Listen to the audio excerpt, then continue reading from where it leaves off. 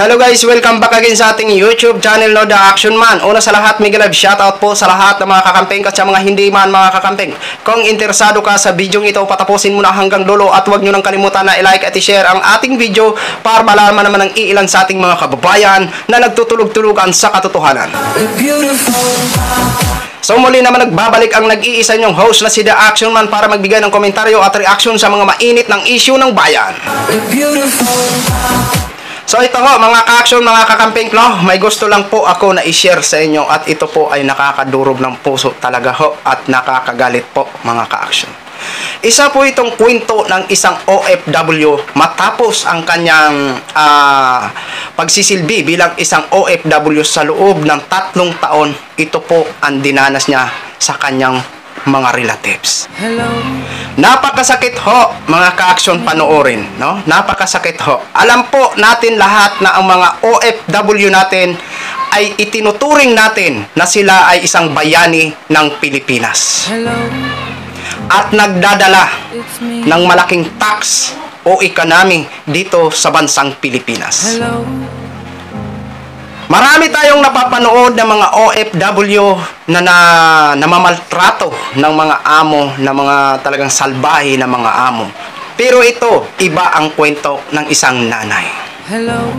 Hindi amo ang nagmamaltrato after ng kanyang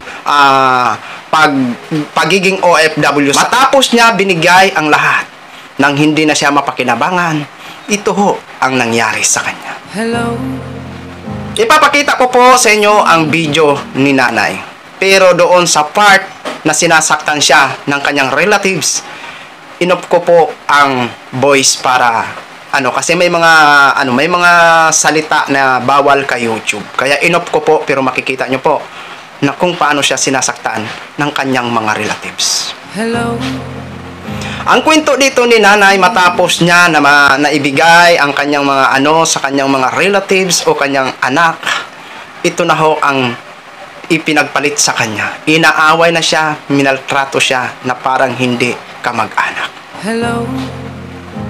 Masakit man isipin, masakit man panoorin, pero ito ang katotohanan na nangyayari sa bansang Pilipinas. Hello. Para hindi ho tayo magtagal, panoorin po natin ang testimony at kung saan sinasaktan siya ng kanyang relatives. Mag-ipon kayo para sa sarili nyo. Huwag nyong ibigay lahat sa pamilya. Kasi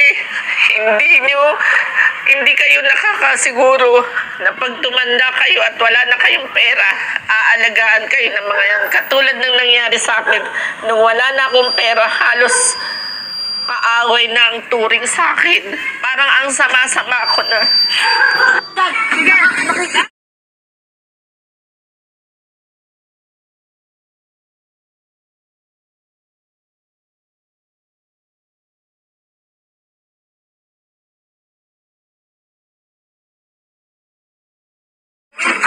Kasi wala na akong maibigay.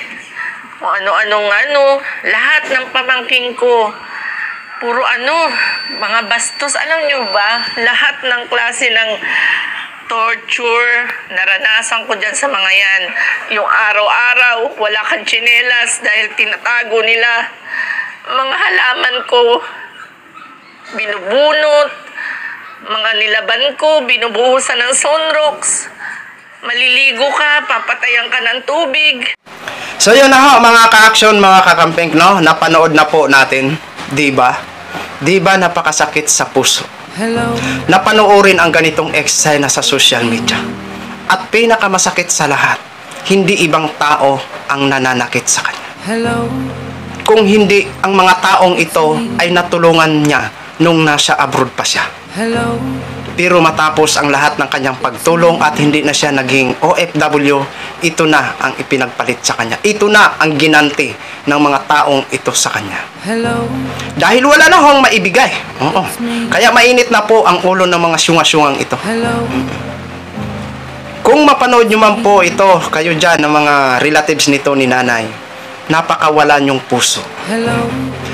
Matapos kayo natulungan ng iyong kamag-anak, yan pa ang igaganti nyo sa kanya. Hello. Napakawalang hiya nyo talaga. Mapanood nyo man ito o hindi. Hello. sasabihin ko ang gusto kong sabihin. Napakawalang hiya nyo. Kaya payo ko lang ho sa mga OFW. Wag na wag nyo po ubusin ang pera na pinaghihirapan nyo. Magtira din po kayo kahit may sarili kayong pamilya dito, kahit na asawa nyo po ang pinapadalhan nyo. Kailangan nyo po mag-save.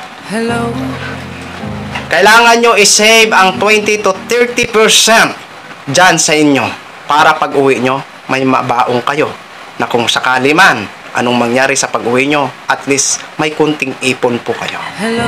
Huwag nyo pong ibuhos lahat, kahit sariling pamilya nyo pa, kahit sariling asawa nyo pa. Kasi marami akong napapanood, marami akong nababalitaan na ang mga asawa ng mga OFW ay nagluluko dito once na makalarga ang kanilang partner. Ito yung mga taong wala talagang kaano-ano, wala talagang ano-ano sa kanilang mga partner, na umalis ang kanilang partner para maibigay lang ang kanilang mga gusto na bilhin. Hindi nila naisip na ang isa kanilang partner sa pag-alis ay hindi ho gusto na malayo sa kanila, pero pinilit lamang dahil nga ho para mabigyan sila ng magandang bukas. Na alam naman natin ang lahat ng mga OFW ay hindi ho tayo makakasiguro kung maganda ang kanilang kahinatnan pagdating sa kanilang amo. Kaya payo ko lang ho sa inyo, mga OFW, mga minamahal kong OFW, mag-save po kayo kahit papano. Oo. Tingnan nyo po ito. Isa itong leksyon sa mga OFW, itong napanood ho natin na kwento ni nanay.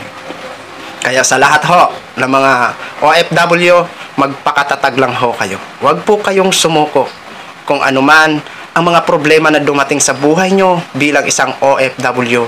Lakasan nyo lang ho ang loob nyo. Huwag nyo po hayaan na maghari ang depresyon sa inyong isipan.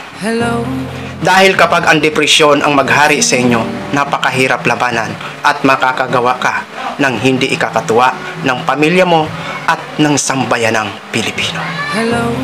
Yan lang ho ang mapayo ko po sa inyo ng mga OFW, ang mag-save kayo. Muli, maraming salamat po sa lahat ng mga viewers natin, Luzon, Visayas at Mindanao all over the world. Ako po ang inyong lingkod, si The Action Man. Have a good day, everyone. Beautiful.